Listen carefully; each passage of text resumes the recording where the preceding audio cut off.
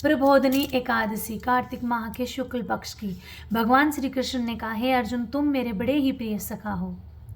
हे पार्थ, अब मैं तुम्हें पापों का नाश करने वाली तथा पुण्य और मुक्ति प्रदान करने वाली प्रबोधनी एकादशी की कथा सुनाता हूँ। श्रद्धा पूर्वक श्रवण करो। इस विषय में मैं तुम्हें नारद और ब्रह्मा जी के बीच हुए वार्तालाप को सुनाता हूँ। एक समय नारद जी ने ब्रह्मा जी से पूछा, हे पिता, प्रबोधनी एकादशी के व्रत का क्या फल होता है? आप कृपा करके मुझे यह सब विस्तार पूर्वक बताएं।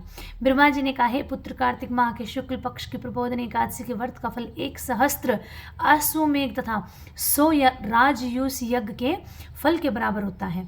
नारद जी ने कहा, हे पिता, एक संध्या को भोजन करने से, रात्रि में भोजन करने तथा पूरे दिन उपवास करने से क्या फल मिलता है? कृपया कर सविस्तार हम मुझे समझाइए। ब्रह्मा जी ने कहा, हे नारद, एक समय को भोजन करने से 2 जन्म के तथा 2 पूरे दिन उपवास करने से 7 जन्म के सभी पाप नष्ट हो जाते हैं। जिस वस्तु का त्रिलोक में मिलना दुष्कर है, वह वस्तु भी प्रबोधनी एकादशी के व्रत से सहज ही प्राप्त हो जाती है। प्रबोधनी एकादशी के व्रत के प्रभाव से बड़ा पाप भी क्षण मात्र में ही नष्ट हो जाता है। पूर्व जन्म के किए हुए अनेक बुरे कर्मों को प्रबोधनी एकादशी का व्रत क्षण भर में नष्ट कर देता है। जो मनुष्य अपने स्वभाव अनुसार प्रबोधनी एकादशी का विस्तार पूर्वक व्रत करते हैं, उन्हें पूर्ण फल प्राप्त होता है।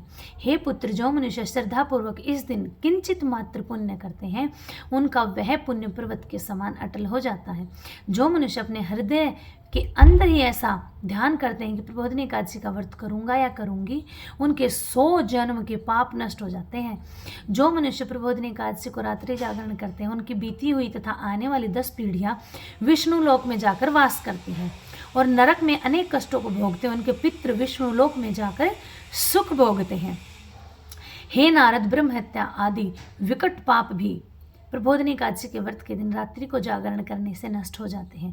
प्रबोधनी एकादशी को रात्रि में जागरण करने का फल अश्वमेघ आदि यज्ञों के फल से भी ज्यादा होता है। सभी तीर्थों में जाने तथा गौ, स्वर्ण भूमि आदि के दान का फल प्रबोधिनी के रात्रि के जागरण के फल के बराबर होता है। हे पुत्र, संसार में उसी मनुष्य का जीवन सफल होता है जिसने प्रबोधिनी एकादशी के व्रत द्वारा अपने कुल को पवित्र किया। संसार में कितने भी तीर्थ हैं तथा जितने भी तीर्थों की आशा की जाती है, वह प्रबोधिनी एकादशी व्रत करने वाले के घर में ही रहते हैं। बोलो प्रबोधनी एकादशी की जय हो।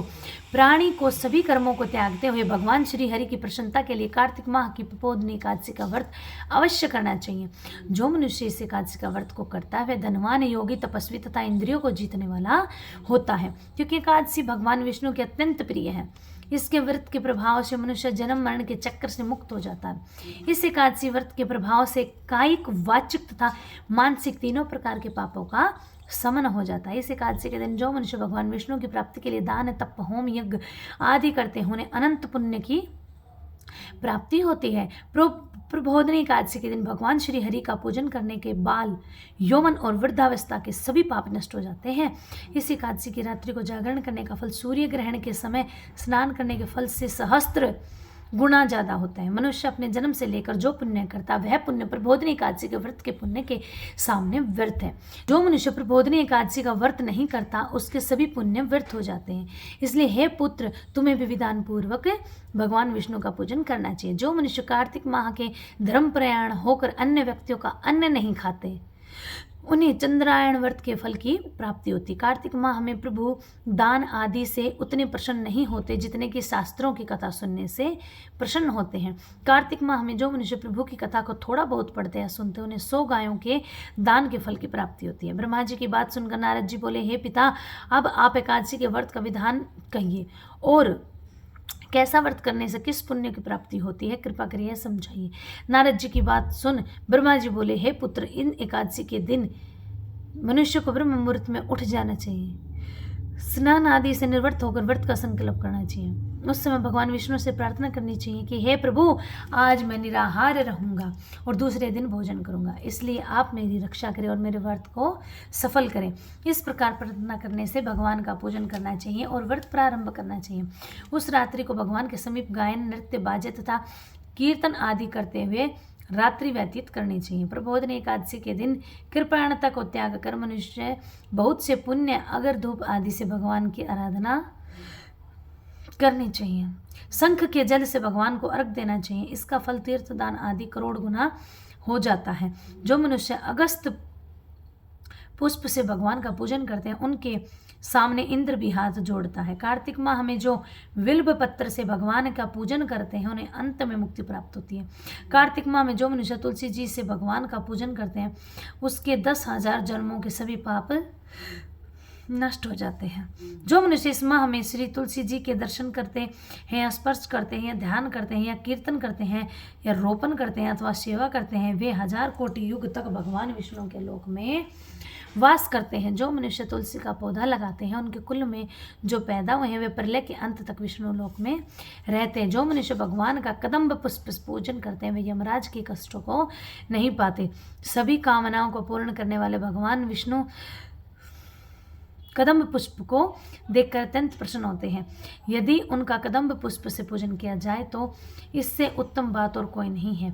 जो गुलाब के पुष्प से भगवान का पूजन करते हैं उन्हें निश्चित ही मुक्ति प्राप्त होती है।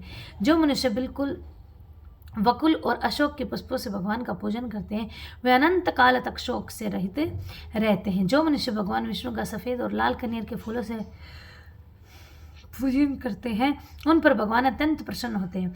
जो मनुष्य भगवान श्री हरि का दुर्वा दल से पूजन करते हैं वे पूजा के फल से 100 गुना ज़्यादा फल पाते हैं। जो भगवान का शमी पत्र से पूजन करते हैं वे भयानक यमराज के मार्ग से सुगमता से पार करते जाते हैं।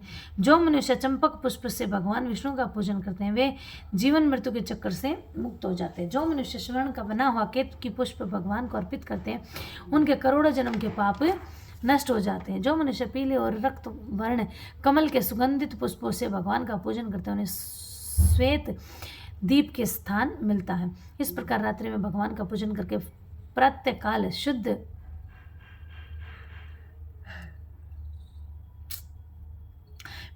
शुद्ध जल की नदी में स्नान करना चाहिए। स्नान करने के उपरांत भगवान की स्तुति करते हुए घर आकर भगवान का पूजन करना चाहिए। उसके बाद ब्राह्मणों को भोजन कराना चाहिए और दक्षिणा देकर आदर सहित उन्हें प्रसन्नतापूर्वक विदा करना चाहिए। इसके बाद गुरु की पूजा करनी चाहिए और ब्राह्मणों को दक्षिणा देकर नियम को छोड़ना चाहिए। जो मनुष्य रात्रि स्नान करता है उन्हें दही और शहद दान करना चाहिए।